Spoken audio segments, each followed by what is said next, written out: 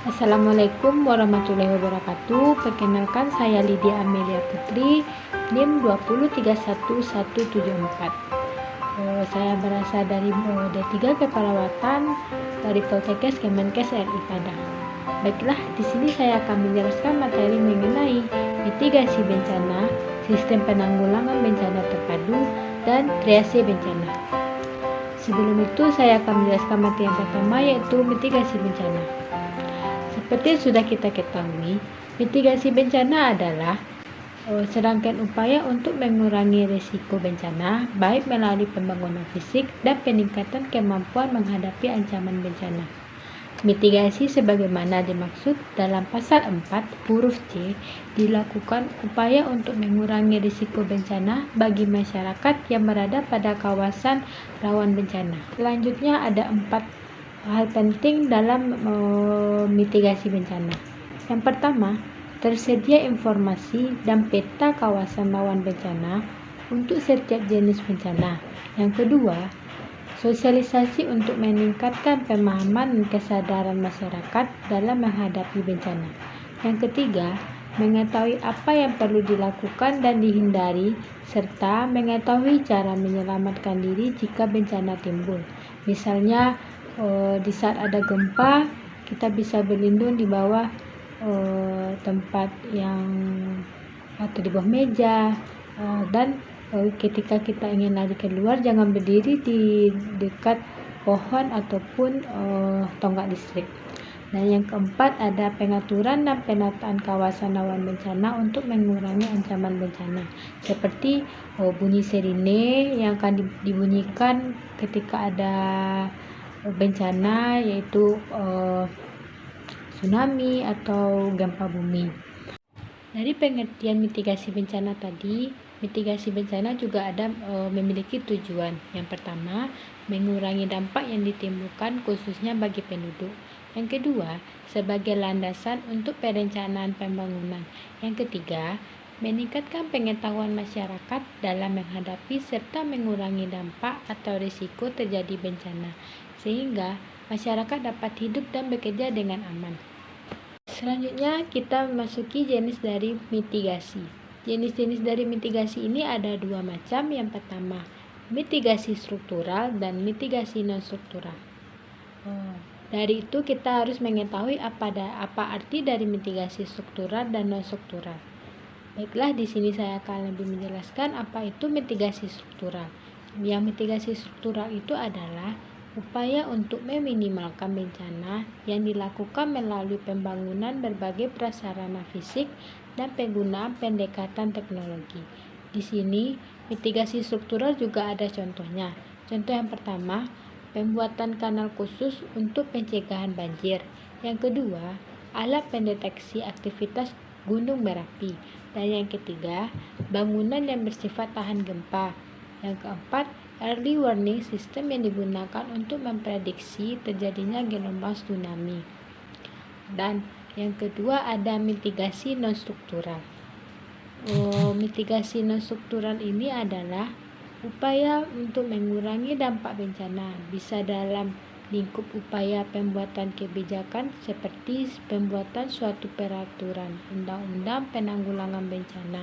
Undang-undang peraturan penanggulangan bencana adalah upaya non-struktural di bidang kebijakan dari mitigasi ini. Mitigasi non-struktural ini juga memiliki contoh, yaitu yang pertama, pembuatan tata ruang kota. Yang kedua, capacity building masyarakat. Dan yang ketiga, menghidupkan berbagai aktivitas lain yang berguna bagi penguatan kapasitas masyarakat. Dan materi tentang mitigasi bencana ini sudah saya sebutkan dari pengertian mitigasi, jenis-jenis mitigasi, dan di sini mitigasi bencana juga memiliki kegiatan. Kegiatan mitigasi bencana ini ada beberapa macam. Yang pertama, pengenalan dan pemantauan risiko bencana. Dan yang kedua, pengembangan budaya sadar bencana. Dan yang ketiga, penerapan upaya fisik, non-fisik, dan pengaturan penanggulangan bencana. Dan yang keempat, identifikasi dan pengenalan terhadap sumber bahaya atau ancaman bencana. Yang kelima, pemantauan terhadap pengelolaan sumber daya alam. Dan yang keenam, pemantauan terhadap penggunaan teknologi tinggi. Dan yang terakhir, pengawasan terhadap pelaksanaan tata ruang dan pengelolaan lingkungan hidup. Kebijakan dan strategi dalam mitigasi bencana. Ini ada beberapa macam. Yang pertama, kebijakan. Kebijakan itu juga memiliki berbagai macam. Yang pertama, dalam satu upaya mitigasi bencana perlu membangun persepsi yang sama bagi semua pihak, baik jajaran aparat pemerintah maupun segenap unsur masyarakat, yang di ketentuan langkahnya diatur dalam pedoman. Yang kedua, pelaksanaan mitigasi bencana dilaksanakan secara terpadu, terkoordinir, yang melibatkan seluruh potensi pemerintah dan masyarakat. Dan yang ketiga, upaya preventif harus diutamakan agar kerusakan dan korban jiwa dapat minimalkan. Yang keempat, penggalangan kekuatan melalui kerjasama dengan semua pihak, melalui pemberdayaan masyarakat serta kampanye. Selanjutnya, kebijakan dalam strategi mitigasi bencana ini. Yang kedua ada strategi. Yang strategi pertama, pemetaan. Pemetaan itu adalah pada saat ini berbagai sektor telah mengembangkan peta rawan bencana. Peta rawan bencana tersebut sangat berguna bagi pengambil keputusan, terutama dalam antisipasi kejadian bencana alam.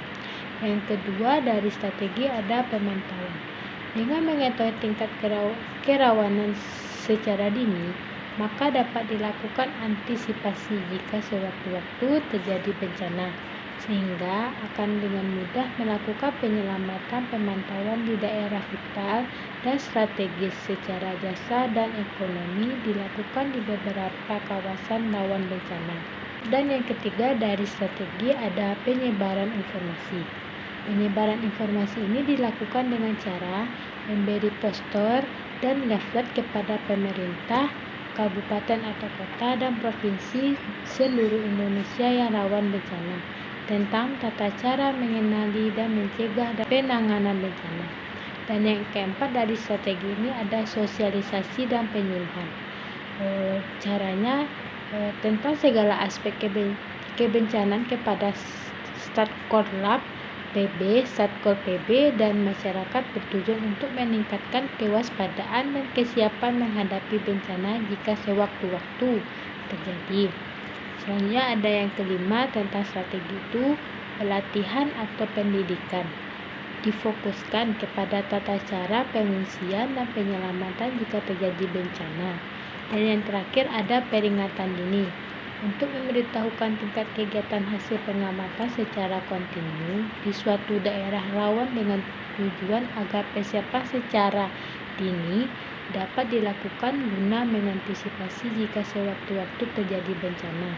Peringatan dini tersebut disosialisasikan kepada masyarakat melalui pemerintah daerah dengan tujuan memberikan kesadaran masyarakat dalam menghindari diri dari bencana. Peringatan dini dan hasil pemantauan daerah rawan bencana berupa saran teknis, dapat berupa pengali jalur jalan atau sementara atau seterusnya, pengungsian atau relokasi, dan saran penanganan. Contoh dari bentuk mitigasi bencana. Contoh dari bentuk mitigasi bencana ini juga ada dua. Yang pertama dari alam dan non-alam. Yang dari alam itu seperti tanah longsor, gempa bumi, gunung meletus, tsunami. Contoh dari mitigasi bencana yang ketiga atau dari non-alam ada wabah penyakit seperti COVID yang ada pada kita sekarang ini. Materi yang kedua yaitu sistem penanggulangan bencana terpadu. Sistem penanggulangan bencana terpadu ini ada tiga. Yang pertama, legislasi. Pengaturan mengenai kebencanaan sendiri telah diatur oleh pemerintahan melalui Undang-Undang Nomor 24 Tahun 2007 tentang penanggulangan bencana. Dalam peraturan perundangan tersebut disebutkan bahwa penyelenggara penanggulangan bencana memiliki definisi sebagai serangkaian upaya yang meliputi penetapan kebijakan pembangunan yang berisiko timbulnya bencana, kegiatan pencegahan bencana, tanggap darurat, dan rehabilitasi. Selanjutnya, sistem penanggulangan bencana terpadu yang kedua ada kelembagaan. Dari kelembagaan ini terkait kebencanaan terdiri atas lembaga formal dan non-formal. Secara formal, tanggung jawab penanggulangan bencana berada pada Badan Nasional Penanggulangan Bencana dan Badan Penanggulangan Bencana Daerah. Adapun tugas dan kewenangan diberikan mencakup tugas-tugas penting yang dilaksanakan pada keseluruhan siklus bencana yang mencakup masa pra-bencana, saat bencana, dan pasca bencana. Yang ketiga ada pendanaan. Kebencanaan bukan bahwa menjadi isu lokal atau nasional, namun dapat pula menjadi isu global hingga melibatkan pihak internasional. Komunitas internasional dapat mendukung pemerintahan Indonesia dalam membangun manajemen penanggulangan bencana menjadi lebih baik. Yang keempat ada perencanaan. Perencanaan dalam penanggulangan bencana didasarkan pada analisis risiko bencana tiap wilayah. Setiap wilayah memiliki jenis bencana dan tingkat risiko yang berbeda-beda, dari rendah sampai tinggi. Dari perencanaan bencana memiliki dua. Yang pertama, perencanaan manajemen bencana. Ada rencana manajemen bencana yang dibuat berdasarkan analisis risiko bencana. Yang kedua, tingkat nasional meliputi rencana nasional manajemen bencana. Yang ketiga, tingkat provinsi atau kabupaten atau kota meliputi rencana manajemen bencana provinsi atau kota atau kabupaten. Yang kedua ada rencana tiap jenis bencana. Rencana tiap jenis bencana ini terdiri dari 4. Yang pertama, rencana kedaruratan atau emergency plan. Yang kedua, rencana kontingensi atau contingency plan. Yang ketiga, rencana operasi. Dan yang keempat, rencana pemulihan. Materi terakhir yaitu triase bencana. Triase bencana ini berasal dari kata Perancis trier yang berarti memprioritaskan atau memilih. Untuk memprioritaskan pasien berdasarkan yang pertama, tingkat kegawatan, yang kedua, angka harapan hidup, dan yang ketiga, ketersediaan sumber daya. Selanjutnya, arti dari bencana itu adalah peristiwa yang terjadi secara mendadak atau tidak terencana atau secara perlahan tetapi terlanjut, baik yang disebabkan oleh alam maupun manusia. Definisi dari triase bencana itu adalah pengelompokan korban yang berdasarkan atas berat ringannya trauma atau penyakit serta kecepatan penanganan atau pemindahannya. Selanjutnya ada prinsip dari triase.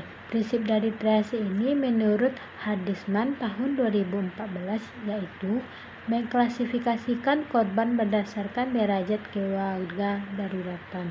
Yang kedua, membuat skala prioritas untuk menentukan korban yang akan ditolong terlebih dahulu. Yang ketiga, triase biasanya dilakukan oleh petugas yang pertama sampai di lokasi kejadian. Dan selanjutnya, triase ini bertujuan untuk memudahkan kegiatan survei primer yang akan dilakukan. Selanjutnya ada kategori dari triase secara umum. Kategorinya di sini ada merah, ada kuning, ada hijau, dan ada hitam. Dari keempat warna itu memiliki arti yang berbeda-beda. Seperti untuk yang warna merah itu termasuk emergensi, yaitu seperti cedera kepala yang sudah mengancam nyawa, membutuhkan penilaian tepat, resusitasi, transportasi, dan rujukan. Kalau untuk yang berwarna kuning atau urgent, contohnya seperti cedera berat, tidak mengancam nyawa, terus masih dapat menunggu pada periode waktu tertentu untuk memberikan perawatan.